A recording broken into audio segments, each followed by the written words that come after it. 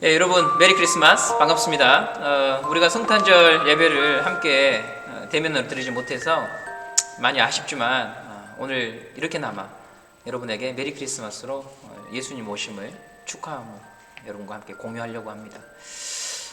대면 예배를 2주간 못 드리고 영상으로 여러분과 함께 예배 드려야 합니다. 그럼에도 우리가 하나님 앞에 또 진실되게 하나님을 사랑하는 마음으로 예배하는 시간이 되었으면 합니다. 우리 기도하고 함께 하나님 말씀 듣겠습니다.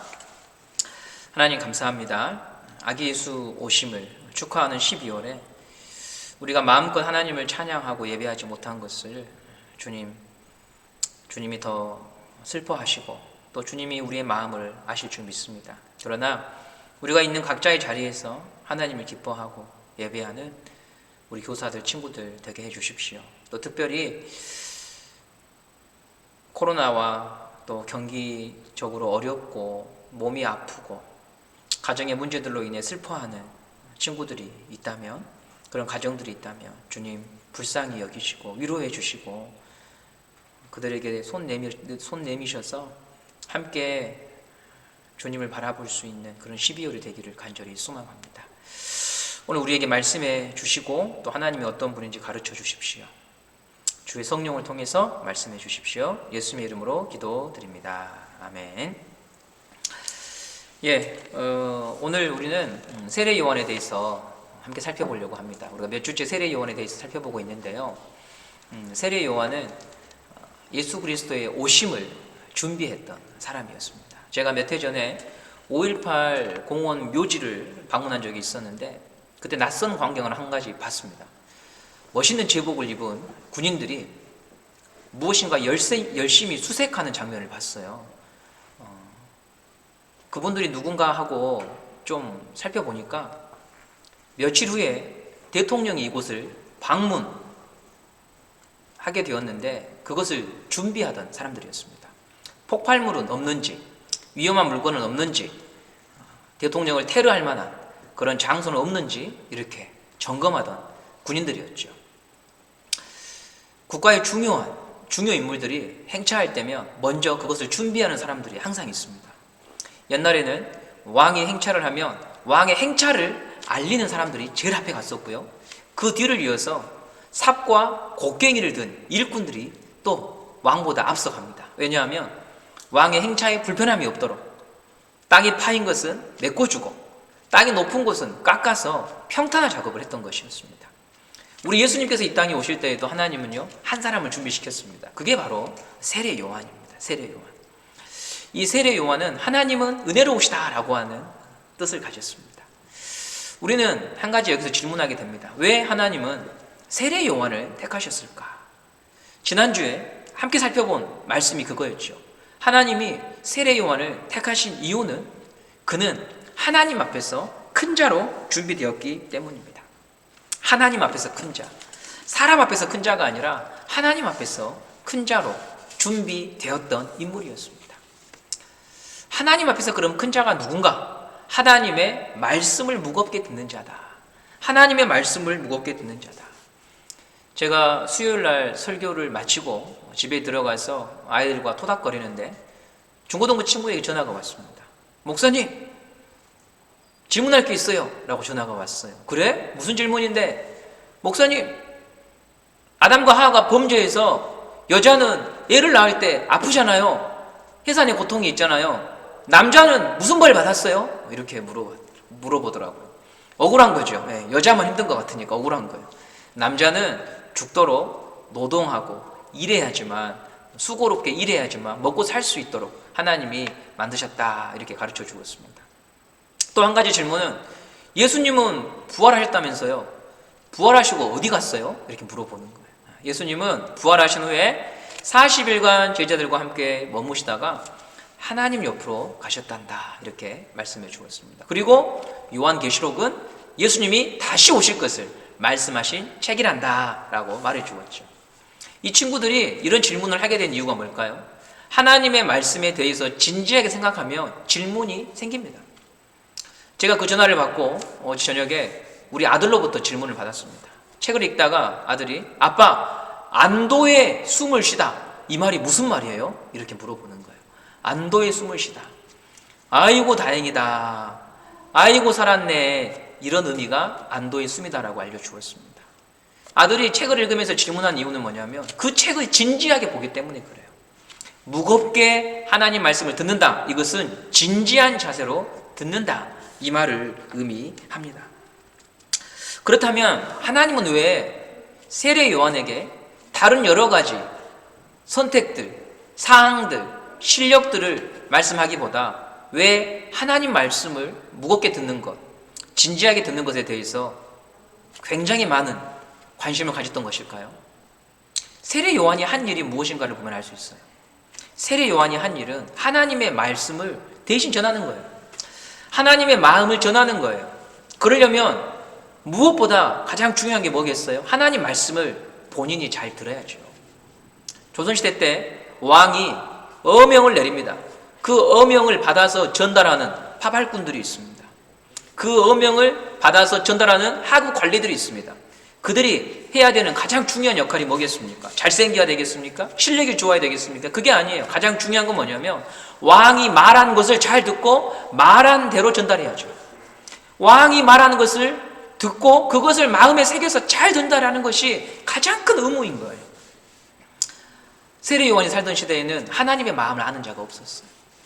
하나님의 말씀을 그대로 전해줄 자가 없었어요. 그래서 하나님은 세례 요한을 택하신 거예요. 하나님의 말씀을 무겁게 듣는 자, 하나님의 말씀을 사랑하는 자, 하나님의 말씀이 옳다고 진실로 고백하는 사람을 찾았던 것이었습니다. 무겁게 듣는다. 이 말을 다시 한번 설명하면 환자가 의사의 진단과 처방을 듣고 맞습니다. 제가 의사 선생님께서 말한 대로 제가 따르겠습니다. 당신이 저한테 얘기해 준 대로 제가 믿고 따르겠습니다. 그게 바로 진지하게 듣는 것이고 무겁게 듣는 것입니다. 그런데요, 이렇게 무겁게 듣고 진지하게 듣는 것은 한 번에 되는 건 아닌 것 같아요. 제 자신을 봐도요.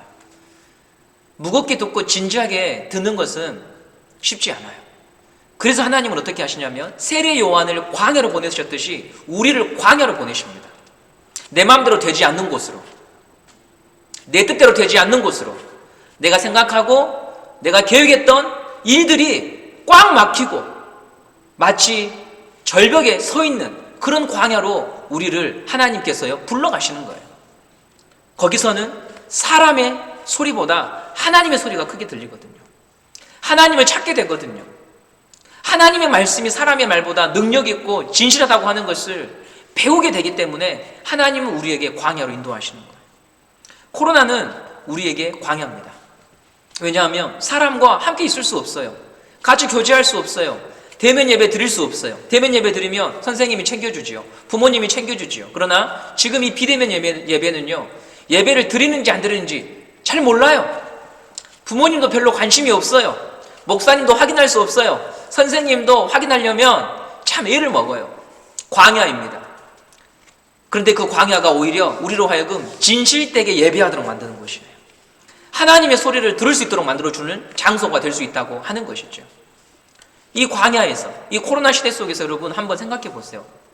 이번 1년 동안, 52주 동안 나는 정말 이 52번의 예배 가운데 몇 번이나 예배를 바르게 드렸는지, 52번의 예배 속에서 내 기억에 남는 한 단어가 있는지, 그 52번의 예배 속에서 하나님을 내가 만났는지, 그걸 한번 물어보시길 바라요. 광야는 우리를 살릴 수 있는 곳입니다. 내가 이렇게 예배 드려도 될까? 하나님이 없는데 나는 억지로 예배하는 자인가? 아니면 하나님이 계심에도 불구하고 나는 그것을 인정하지 않고 그냥 부모님이 가라고 하니까 가던 예배자였는가? 이 광야에서 여러분이 한번 진지하게 질문해 보는 시간이 되었으면 합니다. 그러면 광야는 하나님의 사람으로 거듭날 수 있는, 변화될 수 있는 좋은 기회가 됩니다. 그리고 광야는요, 믿음을 잃어버릴 수 있는 공간이기도 합니다. 왜냐? 간섭한 사람이 없어요. 조언해 줄 사람이 없어요. 신자의 부모라고 할지라도 코로나에 막혀서 자녀들의 신앙을 적극적으로 관리하지 못하는 시대가 됐어요. 그래서 우리의 신앙을 잃어버리기 아주 좋아요. 우리 중고등부 친구 중에 어떤 친구도 유튜브를 하루에 10시간 이상 보더라고요. 여러분 그냥 소리만 들어도 어떻게 될 것 같아요, 여러분? 그렇게 우리가 하루하루 살면 어떻게 될 것 같아요? 내가 사는 거 아니에요. 내가 사는 거 아니에요. 우리의 영혼과 몸이 다 말라버리게 돼요. 그런 이야기 들어봤죠? 개구리를 냄비에 넣고 서서히 온도를 높이기 시작하면 그 개구리가 죽을 때까지 모른 채 거기에서 익어버린다고 하는 거예요. 제가 구글에서 한번 찾아봤는데 진짠지 이런 실험을 한 적이 있는 찾아보니까 2번 정도 그런 실험이 정말로 일어난 것을 제가 기사를 보았습니다. 광야는 하나님의 소리를 들을 수 있는 곳이 되기도 하고요, 광야는 이 개구리처럼 죽을 수 있는 곳이 되기도 합니다. 선택은 여러분에게 있는 거예요. 저는 여러분이 이 코로나라고 하는 광야를 통해서 하나님을 진지하게 생각하고 질문할 수 있는 그런 시간이 되기를 바랍니다.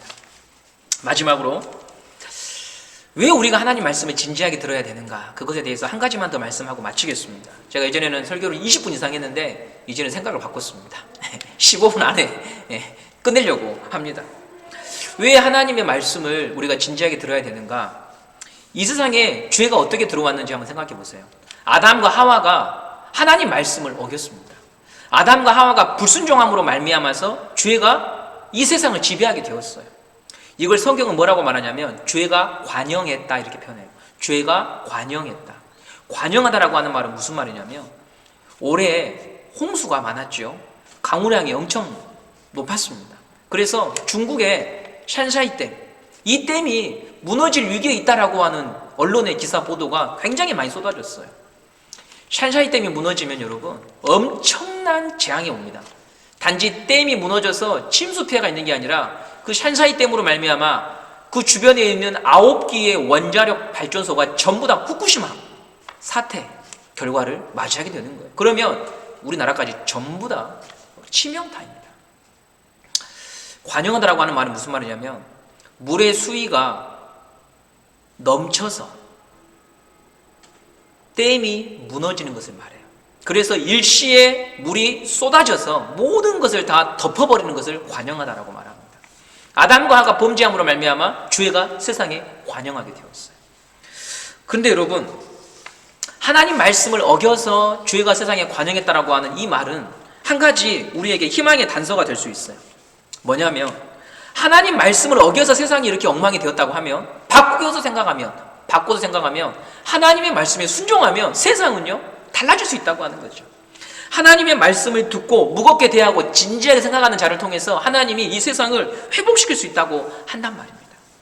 그래서 중요한 거예요. 하나님의 교회도 우리 가정도 인생도요 하나님 말씀에 순종할 때 다시 하나님이 그 순종하는 자를 통하여서요 일하셔서 바꿔주신다고 하는 것입니다. 한 주 동안 여러분이 이 말씀을 한번 기억했으면 좋겠어요. 빌립보서 2장 5절에서 7절까지 말씀인데요, 이렇게 나와요.